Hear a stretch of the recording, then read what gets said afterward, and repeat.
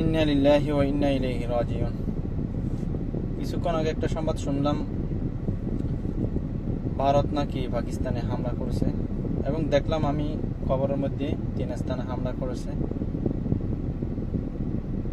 আমি জানি অবশ্যই পাকিস্তানও ভারতে হামলা করবে, এবং এই পাকিস্তান ভারতের আশেপাশে কিন্তু আমাদের বাংলাদেশের অবস্থান, যার কারণে আমরা যারা বাংলাদেশি আছি বা প্রবাসী আছি তাদের অবশ্যই টেনশন হবে এ নিয়ে, আমি জানি।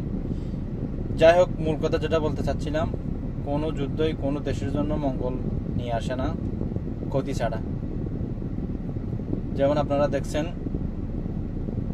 ইউক্রেন রাশিয়ার যুদ্ধ, খুব মর্মান্তিক যুদ্ধ চলতেছে এখনো পর্যন্ত। এই যুদ্ধে কোনো এখনো ফলাফল আসে নাই বা আসবেও না। এবং ফিলিস্তিনের যুদ্ধ দেখতেছেন, পৃথিবীর যতটা যুদ্ধ হচ্ছে, ভবিষ্যতে হবে, সব যুদ্ধের পিছনে কারো কোনো লাভ না থাকলেও একটা দেশের লাভ অবশ্যই আছে, এবং দেশ কোনটা সেটা আমরা সবাই জানি।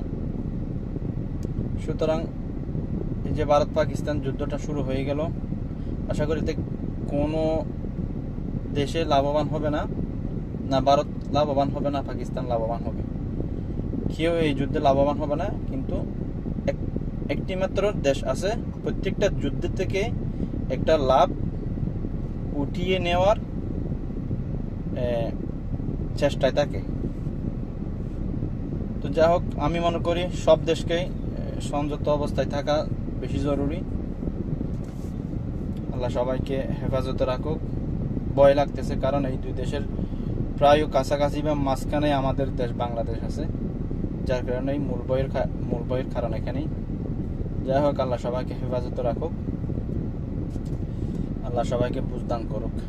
সবাই দোয়া করেন। আসসালামু আলাইকুম ওয়া রাহমাতুল্লাহি ওয়া বারাকাতুহু।